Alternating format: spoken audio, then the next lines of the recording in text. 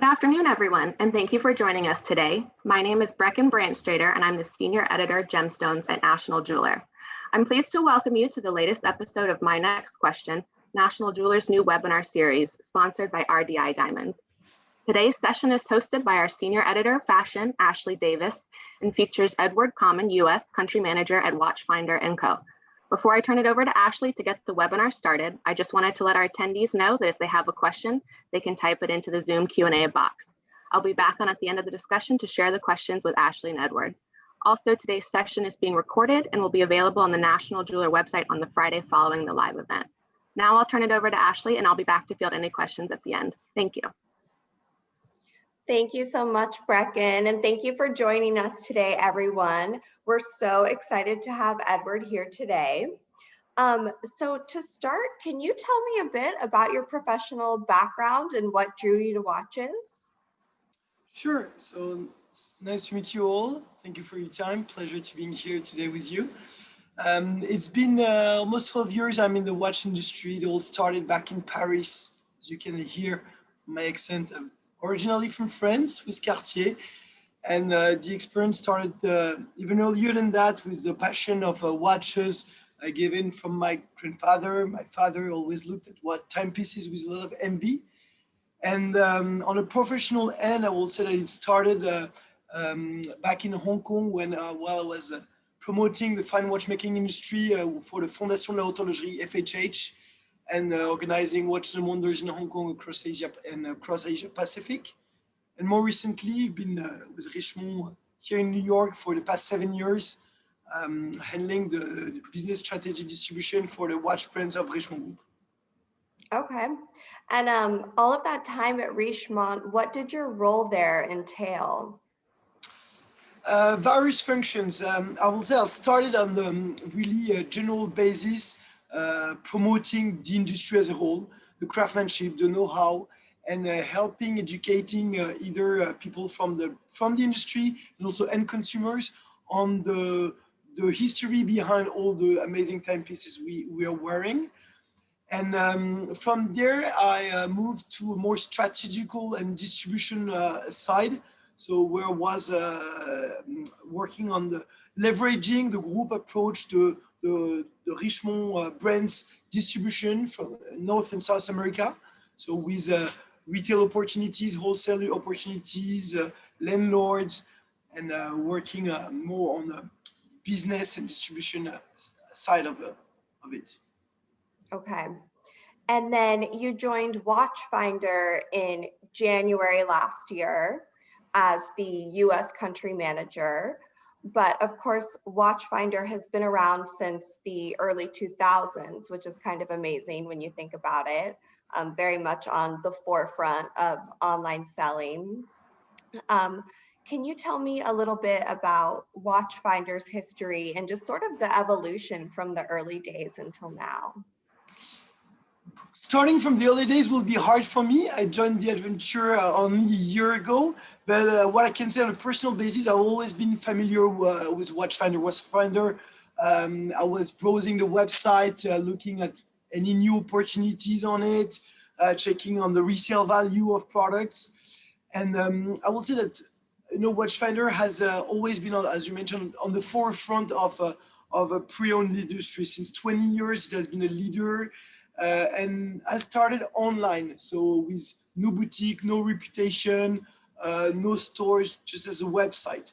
So I will say that the main objective of Watchfinder since day one, and something I really embrace today, is working toward consumers, make sure that the customer experience remains the center of all the experience, the overall experience. And on top of that, I will say that the additional value and asset of Watchfinder today is really the disruptive approach, always being on the forefront of innovation, of keeping extremely entrepreneurial mindset, being always trying to innovate, to adapt to nowadays, evolutive industry.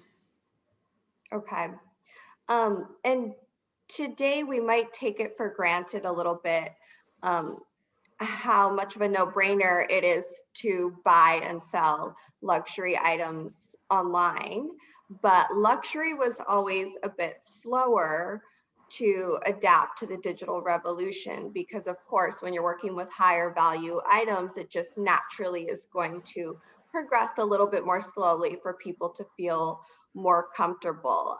So I'm curious, in recent years, how has Watchfinder grown and seen the marketplace change just as far as interest in shopping online for incredible pre-owned timepieces? Yeah, that's a very good question, actually. No, it's the interest for pre-owned watches has not been always high, just because historically it's been quite a risky market. It's hard to anticipate, to leverage. Over the past years, the market has seen a clear edge and a conversion into this, thanks to a collaboration between the primary market and the secondary market. And traditional maison manufacturers have seized the importance of embracing the pre-owned. We like to say that pre-owned define the primary. What works on the pre-owned will help the primary market evolution.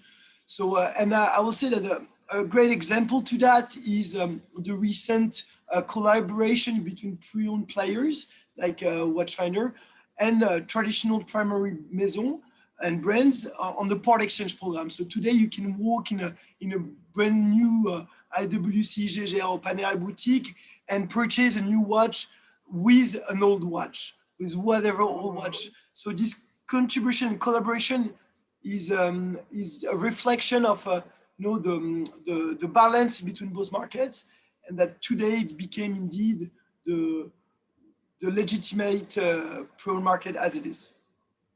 Right, and then customers can, even if they send their watch to your repair center,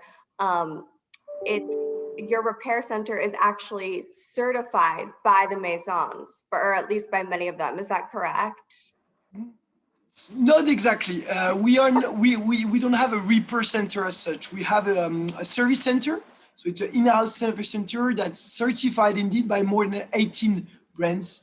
I will not name them, but a lot of the major players from Audemars Piguet, WC, and others. And basically from there, we do the refurbishment in-house. So we have this know-how and the craftsmanship in-house with extremely talentful watchmakers that have worked for the biggest manufacturer across Switzerland and England, Germany, name it, which allow us first to get legitimacy, to get very, very, very high-end quality of products, which is the key today in the pre-owned industry, and what distinguishes us from any other marketplace or any other player is the quality of the products. When indeed a watch is received in Watchfinder showroom in New York or in London, Geneva, Hong Kong, or whatever, the path and the process is the same. We have an authentication and inspection team that will review the process, make sure that everything is authenticated and from origin. Then we have historians coming in, making sure that everything is legit and authenticated, then pass on the watch to the servicing center that will give to the watch a new life. Okay. And to join in January 2020, I'm sure, like most of us, you just had no idea what an unusual time you would be joining the company. So I'm curious, what was your first year like in that environment? This is exactly this is a very good point. Indeed, when we opened the office here in New York, we're still filled with hopes, expectations. U.S. market is the largest pre-owned market in the world, so it represents an extremely big opportunity for Watchfinder in its development. That being said, indeed, we have unfortunately been hit by the pandemic. And our main concern in that moment was to make sure our teams, their family, and the close ones were in a safe environment, that everyone was able to work remotely, that had the perfect surrounding and support also from Watchfinder. it's key to mention on this aspect that Watchfinder is more than a company. It's like a small family. We really have a lot of values, entrepreneur values, so we care to each other. It's a small company, so values are extremely important. On the business side, it's a fact. We are a pure e-player. So for us, it might have been a bit easier to adapt to the conjuncture. We are indeed more flexible, more adaptable.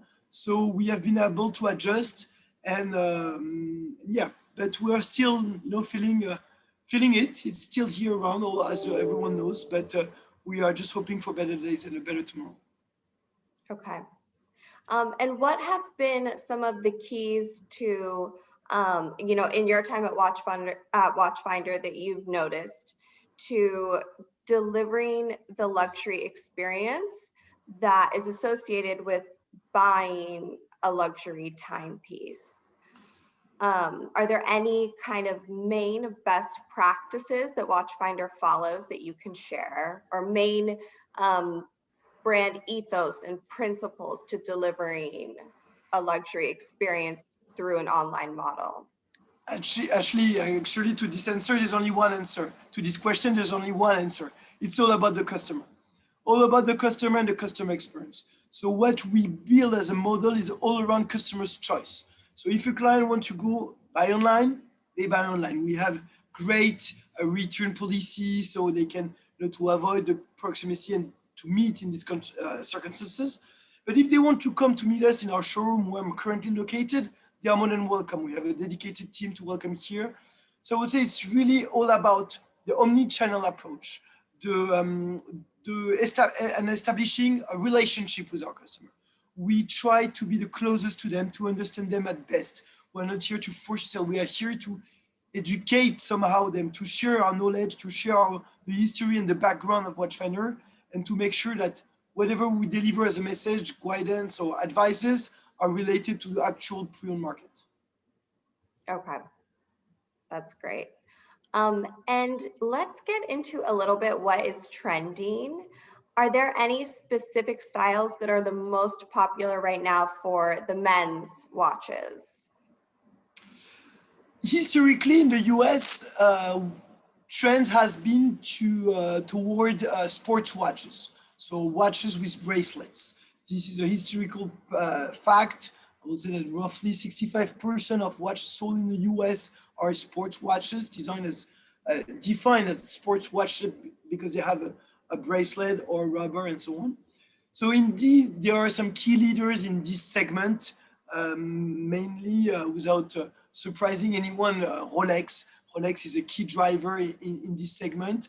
But I will not break any news if I quote some of the usual suspects currently, which are indeed Rolex, as mentioned, with Submariner, Daytona, but also Patek Philippe with Nautilus, Aquanaut, the Royal Oak with Audemars Piguet. So there are, a few trends, but players and references that are on top of the others. Okay. And then what about for the ladies' timepieces? Ashley, I'm going to turn it into a question. What is a ladies' watch? We don't have ladies' watch. Watchfinder has recently removed every gender designation on the website. Why? The idea is that we noticed some trends. First one is that men's watches were getting smaller. For example, the Audemars Piguet Royal Oak Offshore has been historically 41 millimeter and has been recently released in a 36 or 38. Then IWC Pilot was a 40 millimeter historically. They've released a 36. And then in the opposite, what traditionally were called women watches have been also increased in size. So we had some Patek collection, like the 24 collection that has been published and released in 36 millimeter. Then there was the Pearlmaster from Rolex growing from 29 to 39 millimeter. So what we noticed is that watches were becoming more and more genderless. On that sense, what we privileged and what we decided to is to offer our customer the opportunity to browse from a selection of watches. We have a lot of filters that they can adjust, and it allows them to discover more watches. And in the end, instead of just pressing one box, which is men or women, and eliminating a wide selection, we invite and suggest them to go for an experience and to discover for even more watches. So that's our idea behind. And to conclude, on Watchfinder point of view, there's not what's so-called ladies' watch. There are watches for every taste, for everyone, and we're here to accompany and to help our customer to find the watch that will fit them best. That's so interesting. So today I might not necessarily be able to click men's or women's, but if I know I'm looking for a larger, if I see for a larger size, I could put the millimeters, that range that I'm sort of looking for, as opposed to having to think of them as men's or women's watches. Exactly. You can distinguish a watch by many parameters, you know, the case size, the case shape, the components, steel, gold, rose gold, with some gem setting, with some. So there is a lot of things that helps people to define and to choose the watch. We have all those filters on our website. If you have any comments to improve it, feel free to share it with us. And then I'm curious, are there any overall noteworthy trends in the pre-owned marketplace, or even on the basis of your customers and the idea of gender? Have you seen more blurring of lines as far as maybe men want more diamonds, where it used to be like the women's style would always like have like a delicate diamond version? Is there more of a move for men maybe wearing those? Is there a little more flexibility and freedom that you're seeing? I'm not sure we'll have time to cover all the current trends going on in the watch industry, but and the best way to answer to this is that trends are evolutive and there are trends a bit somehow for everyone. So clearly we noticed from the latest novelties that in Watches and Wonders in Geneva that occurred a few weeks ago, that colors were a trend. Green is a trend. Blue has been a trend. Skeleton products are a trend. But on top of this, there are a lot of key information to keep in mind. What makes a trend also is all the brand's decision, the primary market decision that have consequences on the secondary. Like what? Like limited edition products. Like when some brand decide to end some production. I'm taking as an example Nautilus. I'm taking as an example the 15202 with Audemars Piguet, which is a royal oak. So all these decisions from the primary players have consequences on the trends. It means that people will say, oh, whoa, they will stop producing it. I need one. And so it's connected. So as a whole, I will say that, trend will be toward colorful products. Green is the color, we've been told, but you can find blue, you can find a lot of different aspects. And then in terms of holding value, in recent year, what we notice is that the investment potential have become more and more prevalent. There is a huge demand, a shorter assortment. So this also has clearly an impact on the trend and what people are looking for today. So is investment potential a very important factor for consumers? It is. I would say traditionally it is. But I like to say to our Watchfinder clients and customers that the print market is kind of the stock market. It's unpredictable and varies based on many factors. So no one has a clear vision on where it's going, where it will go, what will hold versus what will lose. So it's indeed the notion of investment is here, and it has been proven to be right. There are not even on the high-end price positioning, on every kind of price positioning. some watches are taking value, and some others are a bit less volatile. Are there, Again, important is this is not an investment advice. Huh? Investing in watches is no guarantee. right, you should probably have a passion just for the watches themselves. This is what we try to push with our clients. It's really to understand what they want, what's the occasion, what's their current assortment of watches. Also, we like to propose something which is somehow complementary to their existing collection, complementary to also to their lifestyle, to where do they live. If a client of mine is in California, in Florida, or in Chicago, it may not be the same usage, the same weather around. So a leather strap versus a bracelet. There's a lot of things. So really, it's all about what the client would like, what are the expectations, the usage, and how we can find the right angle to make sure to go for the product that will match those filters. Do you think that there are certain essentials that every watch lover should have in their collection, whether it's a specific type or even like a kind of watch for a certain occasion? Are there any kind of that you believe? No. Why? Because it will be reducing it to a simple box. Again, watches, there are, I don't know how many thousands of references and different models, and the brands building it, they know better than us why they are doing it. They know they have a type of clientele in mind, they have their history, they have the background. So in some functions, some specificity, technical aspects also. So I would say that watches replies to a lot of parameters, and there's not a specific watch that everyone should have. I like to recommend to have a watch that replies to what you need, to your expectations. Okay. What's your personal go-to timepiece? I'm making you really choose a favorite now. Choose a favorite? No, I'm a very eclectic person with a different taste for every occasion.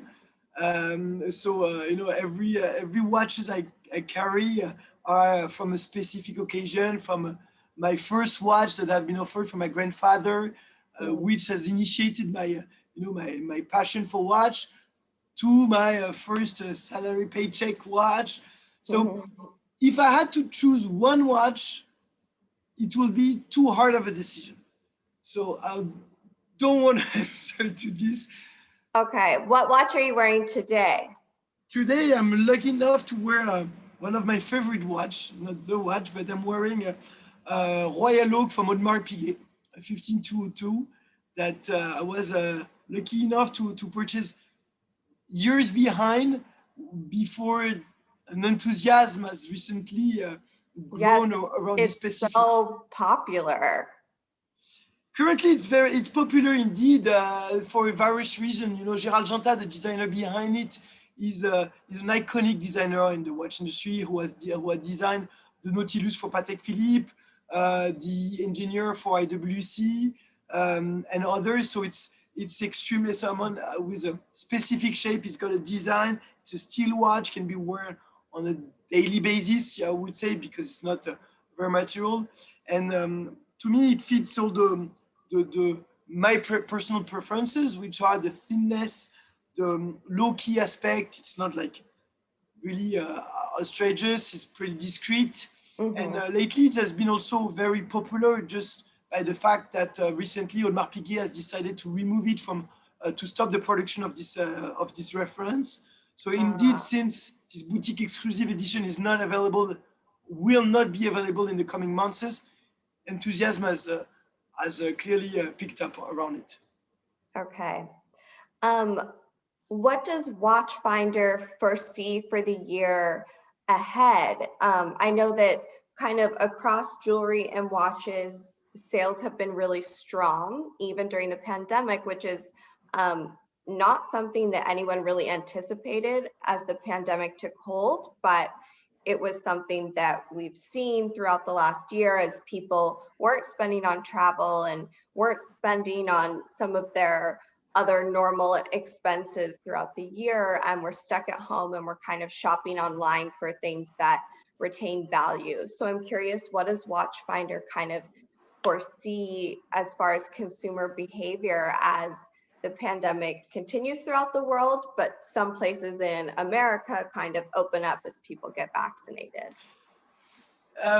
This basically the strategy for the year to come for Watchfinder, and I will not go into too many revelation here, but is really to establish ourselves. It's been we have reopened the office, only in September. So I would say that we have less than a year of expertise on the market. So here is really to establish ourselves. So build up our legitimacy step by step by delivering a customer experience. So it's all about customer again. So we want to make sure that we get the feedbacks from our clients on every occasion, that we are here to help, that we want to become a legitimate. We have no shame to say that we want to be the #1 pre-owned player in the US. So we have very high expectations. So this will go through collaboration, partnerships. So we're working on a lot of partnerships with some brands, standalone brands, to roll out the part exchange program in the distribution network, but also with major players from the industry, from the wholesale side, from the department stores, and way more. So, but again, I really want to emphasize the fact that we are focused on ourselves. Really, we want to optimize our process, our operational aspect, and make sure that the experience we deliver to our clients is the best, and that we're improving on a daily basis, and that people are, coming back and happy to shop with us. Okay, fantastic. Thank you so much for chatting with me. And is there anything that you'd like to touch on that we didn't cover before we turn it to audience questions? I just look forward to welcome you on Watchfinder.com. Feel free to ask for Edouard, and I'll be glad to handle your watch inquiry, Ashley, and everyone else around. Thank you so much. You're Thank welcome, you. a pleasure. And thank you for your time. And Brecken, I'll turn it over to you for our audience questions. Thanks, Ashley and Edward, for such a fun and interesting discussion. And thanks to our sponsor, Rdi Diamonds. As a reminder, you can still type questions into the Zoom Q&A box, and we'll try to get to as many as we can. While we compile the Q&A, I just wanted to say a quick word about Rdi Diamonds. Rdi Diamonds, the selection you want, the quality you need. Thousands of diamonds, that's just the beginning.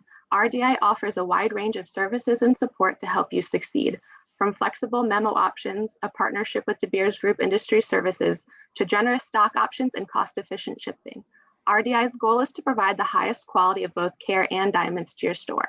Visit rdidiamonds.com today to learn more. So now to move on to our listener questions. We had a few come in while we were chatting, and a few come in ahead of time. So I'm going to start with one that says, over the last 5 or 6 years, the attitudes towards watches seems to have changed from wearing them to locking them up in safes and sort of collecting. So Edward, what are your thoughts on this? And do you agree that you've seen that? Yeah, it's true. It's true that a lot of collectors have came up to us saying, Edouard, look at this watch, it's in pristine condition, never been worn, still with stickers around and so on. Actually, for some of those references, it was a good move. Obviously, some watches have taken up to 300% of their retail value, so on the pre-owned market. So it was a clever move. But I don't believe that this can be generalized. This doesn't work for every single watches. Some watches also, some of our clients appreciate the patina of the watches. So a watch that had lived somehow with the dial being, kind of slightly affected by the exposition to the sun, or there is. So I would say that for some key references, it is a smart move. But overall, my recommendation is where you watch. Watches needs to be shared. The passion of watches is something that has no limit.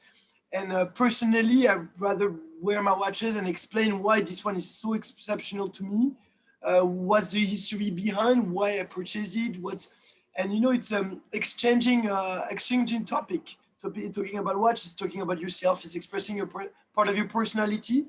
So my recommendation will be share your passion, talk more about watches, and spread the word and love. Yeah, absolutely. I love that. And you talked about removing the gender labels on your watches, which is really interesting.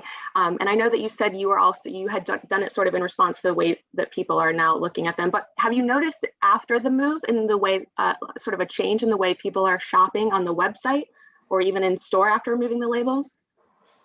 It's a very recent move. So we have received a lot of very positive comments from customers saying, yeah, indeed, why this watch should be a man, this one should be a woman.